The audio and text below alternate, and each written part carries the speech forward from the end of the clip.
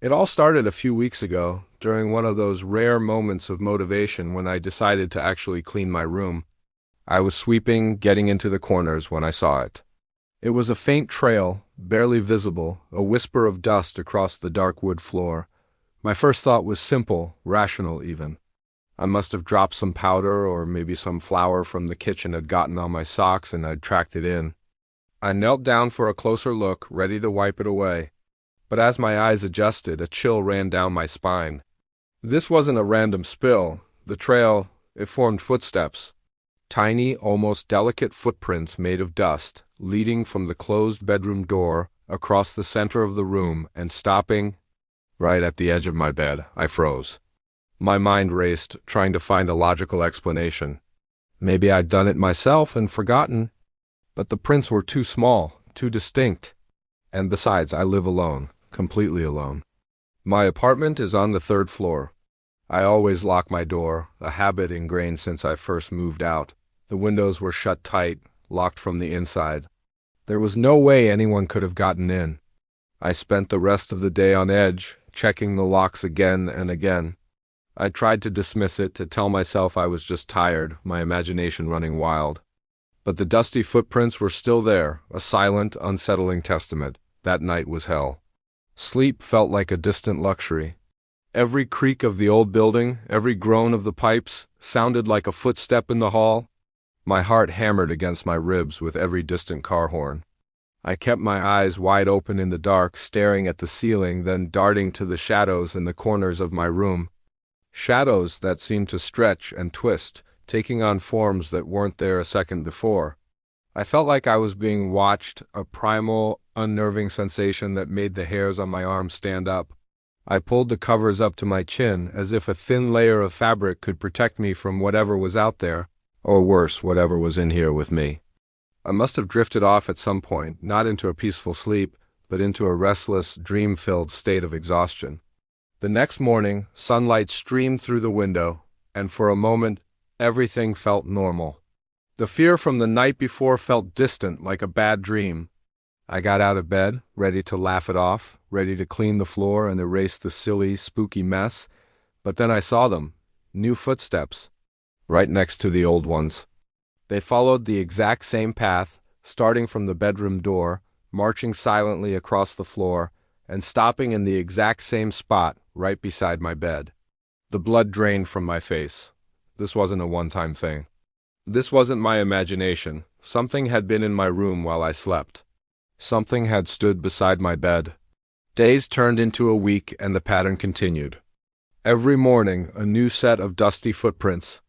I stopped cleaning my floor altogether. It became a morbid sort of evidence board.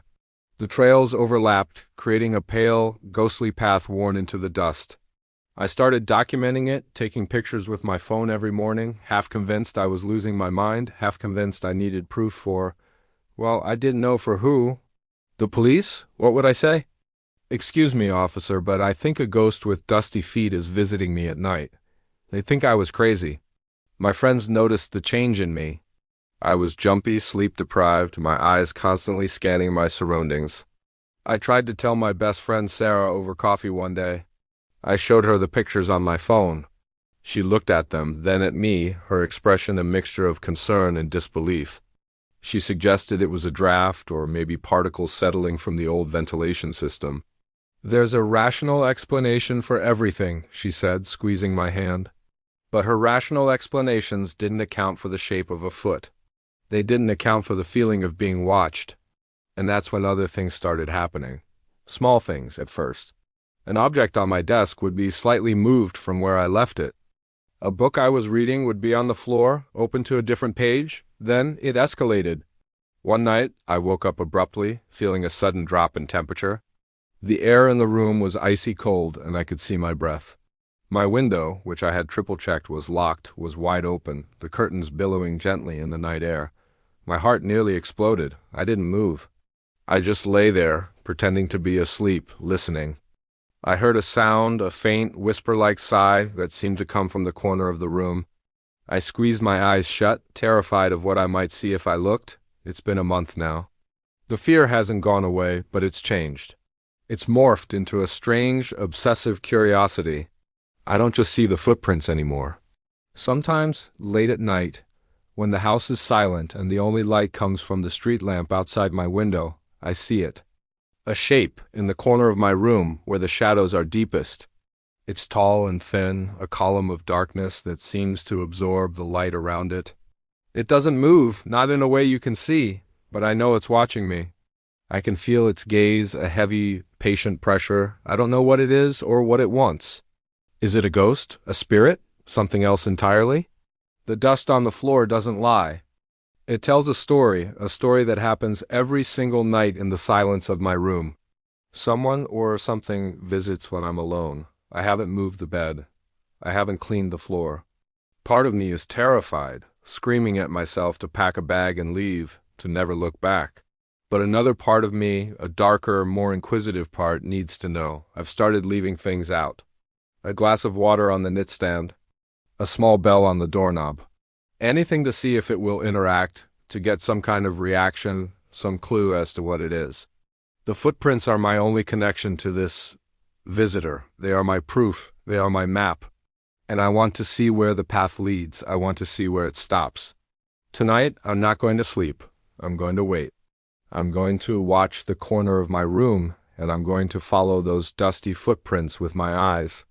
Because I have to know, what happens when it reaches the bed? What happens when it finally stops? The path is laid out. And tonight I'm ready to see where it ends. Maybe I'll finally see who or what is leading them. Wish me luck. I think I'm going to need it. If you've ever experienced something like this, something you can't explain, let me know in the comments below. It's comforting to know you're not alone. Don't forget to subscribe for more stories, and I'll see you in the next one. Stay safe.